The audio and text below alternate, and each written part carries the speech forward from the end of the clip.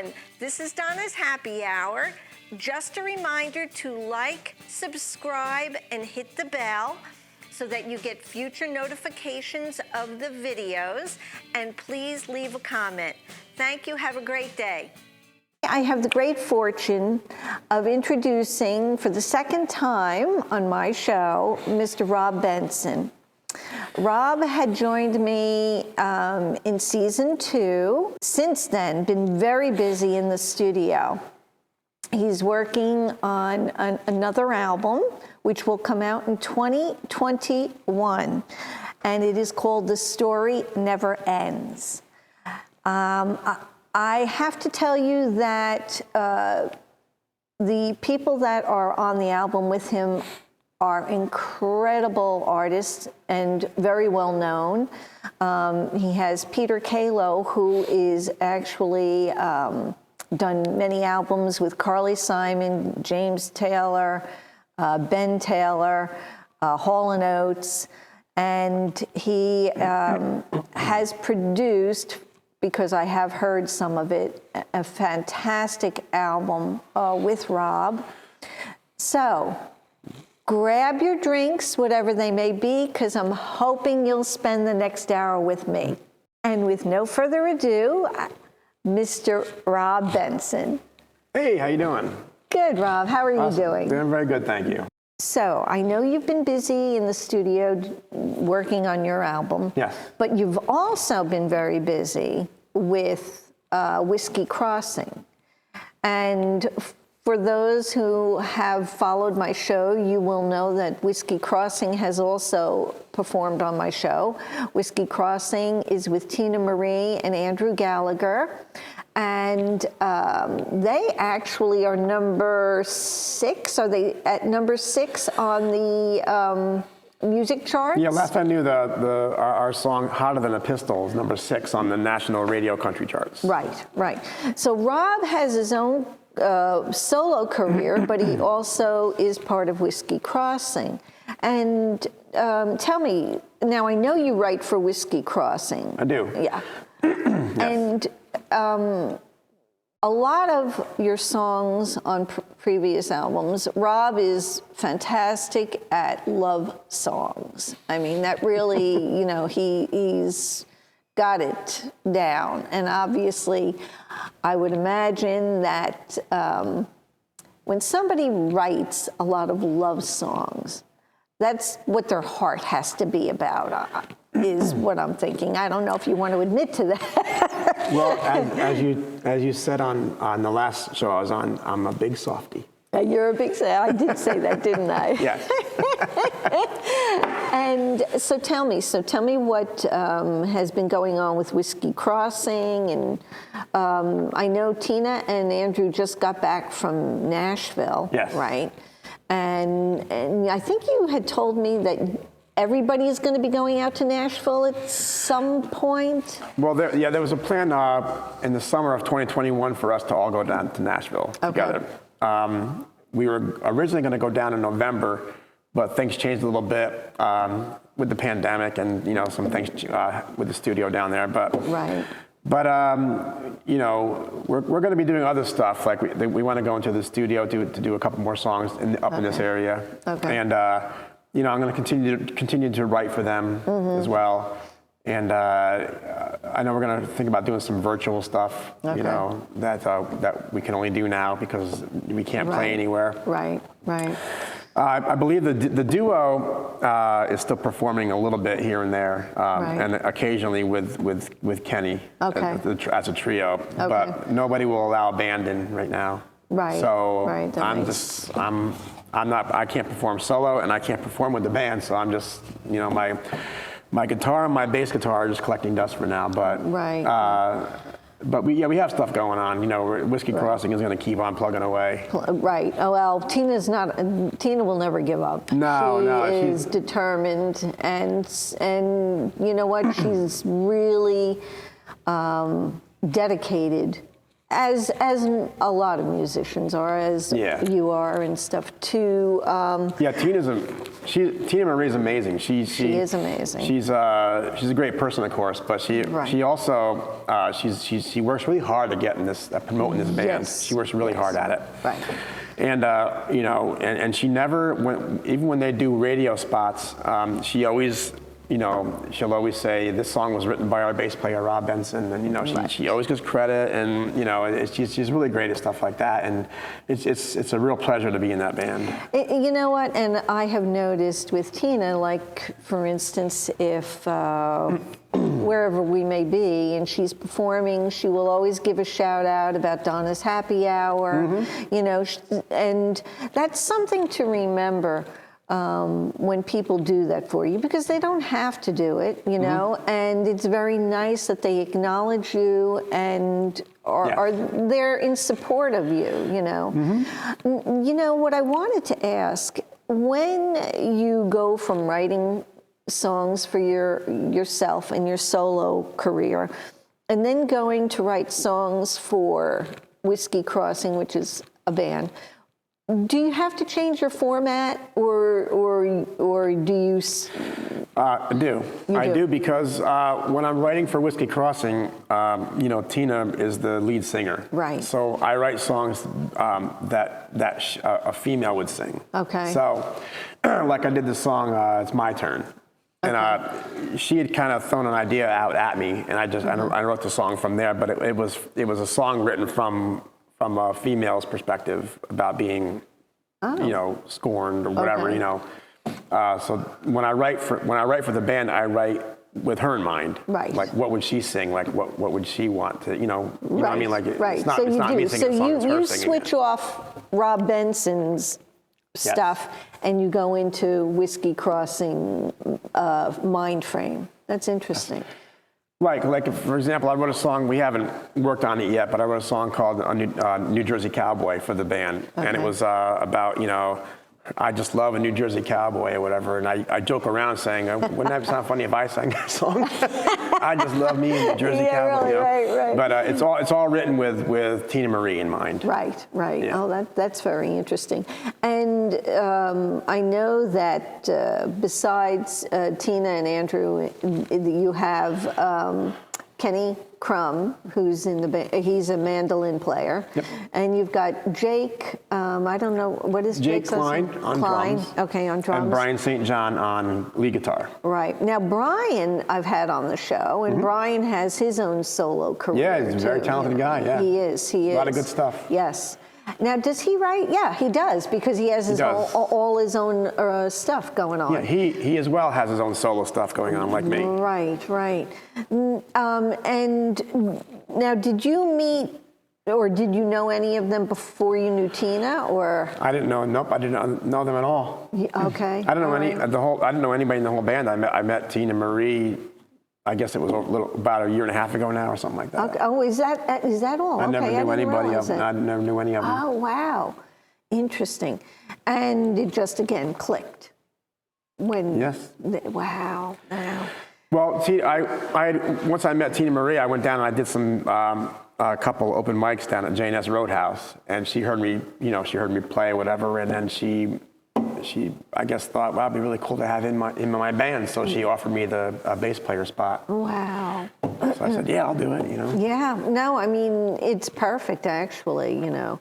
And just like with when she got the mandolin player, I thought that was just fantastic, you know. Really brought more to what she was trying to. Yeah, that band, when the whole band's together and we're on, I think we sound really good. You do You know? really sound really good. Yeah. Well, I want to thank you again, and good luck with the new album. Thank you. Rob also has Under the Whispering Tree, which had done, I gather, that should do really well if it hasn't done really well, because I love just about every song. It's being well received for sure. And I've been on radio stations all over the place. I've been on the radio and even in England and Australia and all over the place. So, you know. You know, it's been a crazy year for everybody, as we know, with COVID. But I gather you kept pretty busy in the studio. I did. started recording Under the Whispering Tree just before the pandemic hit. I had gone down to the studio and recorded my vocals and the acoustic guitar parts, and then the pandemic hit. Right. So fortunately, I had everything that I needed to record done. And then my amazing producer, Peter Kalo, took it from there, and he continued to play on it himself and other musicians, and he put it all together. And so I got lucky in that way that I was just able to get done because I didn't really want to go down there when the pandemic hit. So I don't blame you on that. You know, Clay and I did the same thing. Clay and I were very fortunate to get all our filming done prior to the pandemic really hitting. But I want to go back to the producer of the album, Peter Kalo, you said, correct? Yep. And I remember that you told me that he's worked with a lot of A-list, as they call it in the business, A-list people. Yes. Carly Simon, James Taylor, Jimmy Webb, Hall & Oates, the list goes on and on.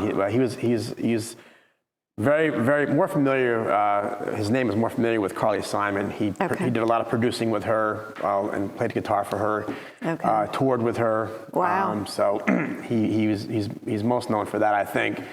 But he's worked with many different famous. And he also did or is producing Ben Taylor's album as well? Or? I know he's worked with Ben Taylor. I'm not sure to what extent, but he has worked with. I know he has worked with him. You know, James Taylor's got a lot of his siblings and his kids are all musicians, and I think he's a little connected to all of them. So that makes sense. But James Taylor is one of my heroes. So to hear anybody who has any connection to him is like, wow. I am right there with you on that one. As a matter of fact, I went to see his brother sing in I think it was called Boodle's Opera House, which was in Chester, New York. Oh, okay. And that was a great place because it was a very small place, very intimate, you know. Yeah. And so I love the Taylor family. Their voice is just, and as a matter of fact, one of the things that I thought of when I listened to your album was your tone isn't exact to theirs, but it's along the lines. And then when I listened to some of Peter's work, I realized that his tone was sort of along that line too, and made sense that he would want to produce your album because you know. We definitely had great chemistry musically. You know, he would perform on my songs, and he would do everything. I wouldn't have to even suggest anything to him. He knew exactly what I wanted, and you know, and our voices blended well on the album, and it just worked out really good. You know, he's definitely the right person for me. Well, that's so important too. You know, it really is. You need, or in general, when you're performing, whether it be on stage, you know, doing, you know, a show, like a musical, you know, it doesn't even have to be singing, you know, like what you do. You need people around you that think the same way. So there's kind of a mental telepathy thing going on that you can't really explain, because that's pretty amazing when you run into that. Yeah. And it's really nice. It's almost like I had mentioned to you before that my brother is also a singer-songwriter in Connecticut. And there's something about when siblings sing harmonies that the voices just kind of blend well. And I had that with Peter actually too. Wow. And you know, and not to mention the fact that he knows all of these other A-list musicians. So I got connections that way. So I had like the saxophone player, Aaron Hike, played on Gloria and Levi. And he's been on David Letterman's show. He's played with Lady Gaga and Elton John and a bunch of other people himself. And Johnny Dinklage, he's a well-renowned fiddle player, violin player. And he was in the orchestra of Hamilton on Broadway. Okay. And he's played with Rush on stage. Oh, wow. So to have connections to those people is amazing too. Right. It's wonderful, actually. Now, it's funny that you say that, and I'm glad you brought that up. How does it feel? Because I am sure that in your mind, when you think about possibly maybe really making it in the music industry or getting to play with certain people, how does it feel when you accomplish that? Like, do you feel like you're living a dream, that it's surreal? How do you feel about it? Well, I've been doing music my whole life. Right. From the time I was this big. And of course, when you're younger, you have these dreams. You want to be a rock star or a country star. Right. And I've accomplished a lot in my music career. I've had bands. I've played all over New York City, Manhattan, Brooklyn, Long Island.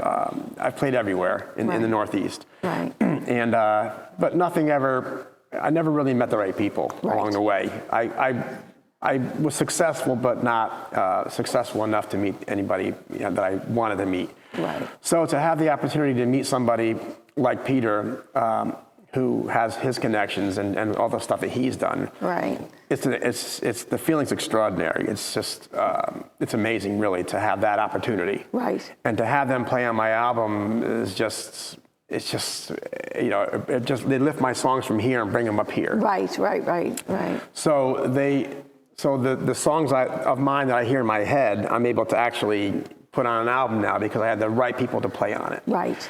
Like on my next album that I'm working on, I'm going to have Jerry Marotta, who's a drummer for Peter Gabriel. I was going to say that name rings a bell. I've heard of He's another guy. He's a phenomenal drummer.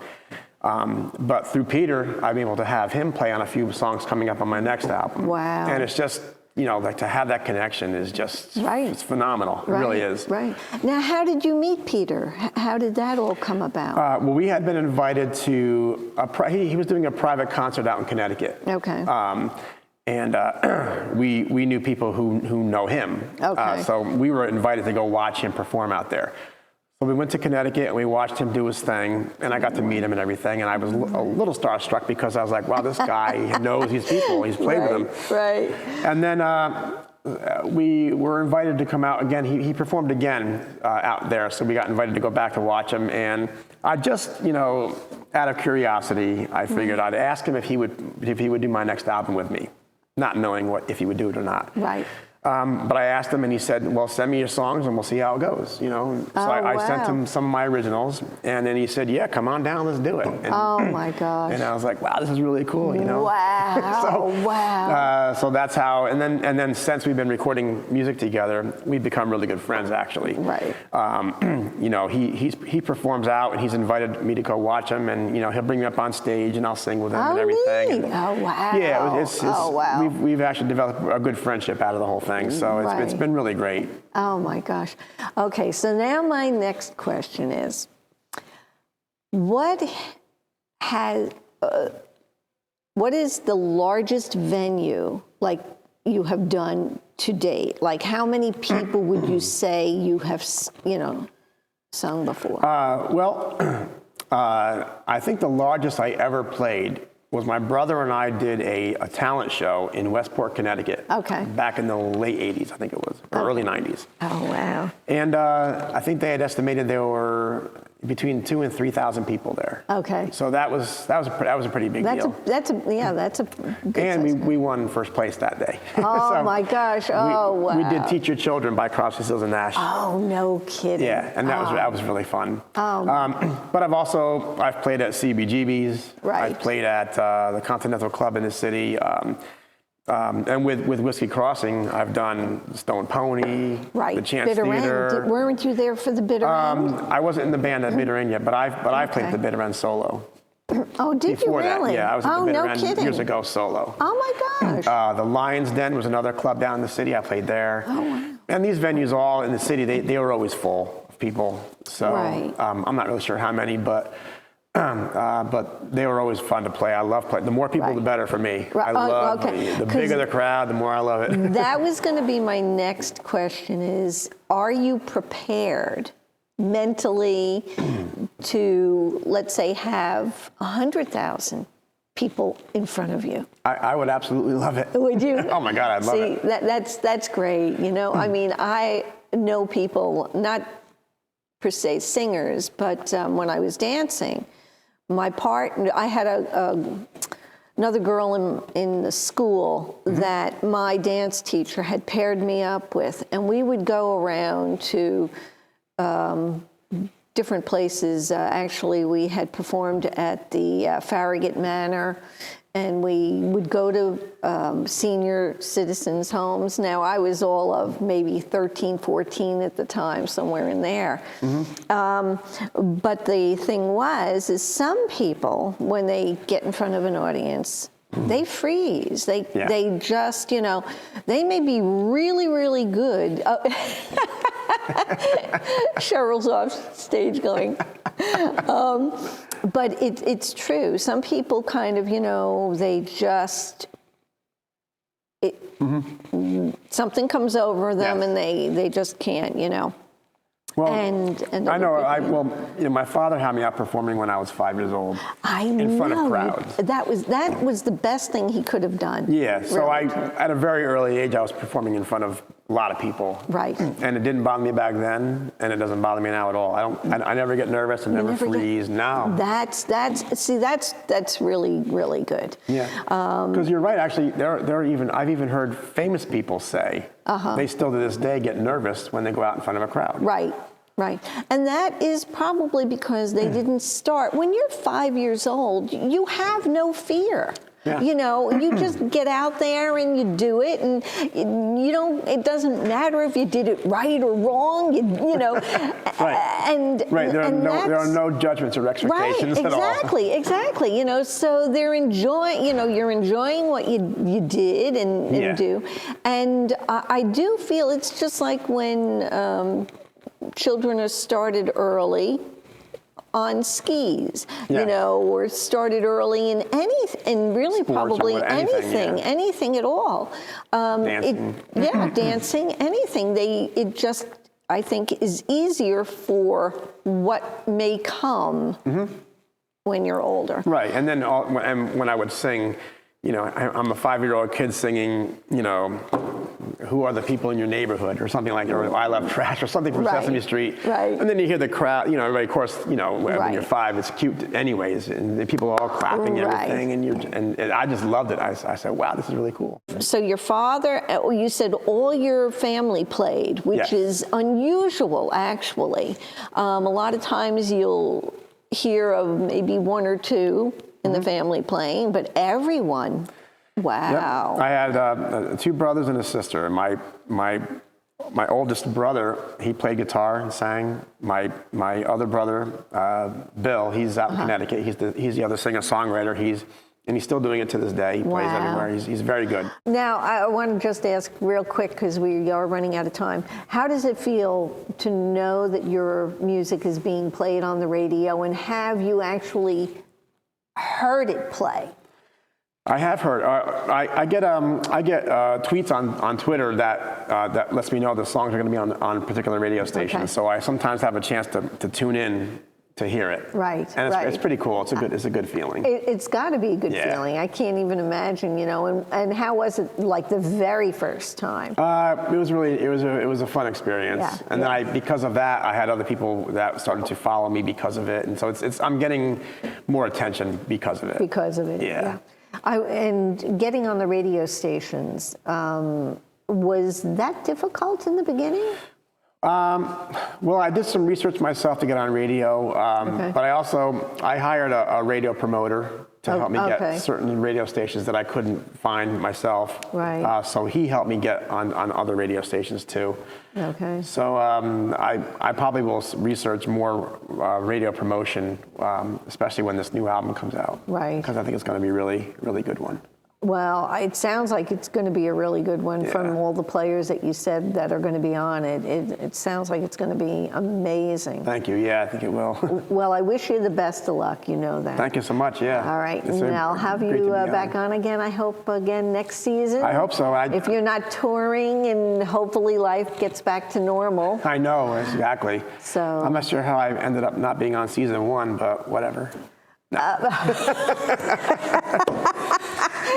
I guess you didn't know me then. I didn't know you then, Rob. Okay. Trust me, if I did, you would have been on. Well, that's all right. I'll take it from season 2 on. All right. Thank you Again, so much thank for having me. I appreciate it. You're welcome. It's a lot of fun.